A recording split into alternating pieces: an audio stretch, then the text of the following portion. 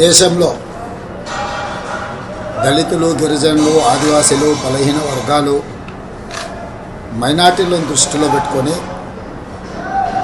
ఆనాడు డాక్టర్ బాబాసాహెబ్ అంబేద్కర్ గారు ఒక గొప్ప రాజ్యాంగాన్ని మనకు అందించడం జరిగింది.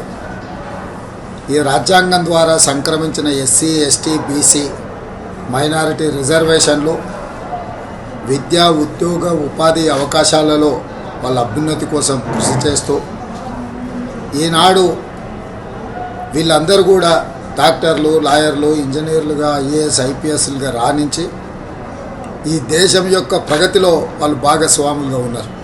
ఈరోజు భారతీయ జనతా పార్టీ దేశంలో 400 సీట్లు సాధించడం ద్వారా రాజ్యాంగాన్ని మార్చాలనే కుట్ర చేస్తున్నది. ఒకవేళ అధికారంలోకి వస్తే ఎస్సీ, ఎస్టీ, బీసీ, మైనారిటీల రిజర్వేషన్లు రద్దు చేసి రిజర్వేషన్ల రహిత సమాజంగా ఈ దేశాన్ని మార్చాలనే ప్రయత్నం చేస్తుంది. అందుకే 4 కోట్ల తెలంగాణ ప్రజలకు నేను విజ్ఞప్తి చేస్తున్నా.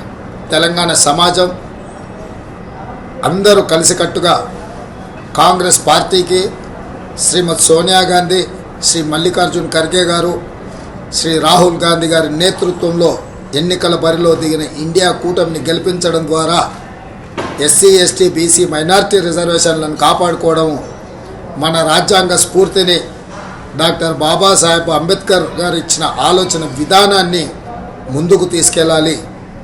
కాబట్టి మిత్రులారా, మీరందరూ కూడా కాంగ్రెస్ పార్టీకి అండగా నిలబడి 13 తారీఖు నాడు జరగబోయే ఎన్నికలలో కాంగ్రెస్ అభ్యర్థులను గెలిపించాల్సిందిగా మీ అందరికీ నేను విజ్ఞప్తి చేస్తున్నా.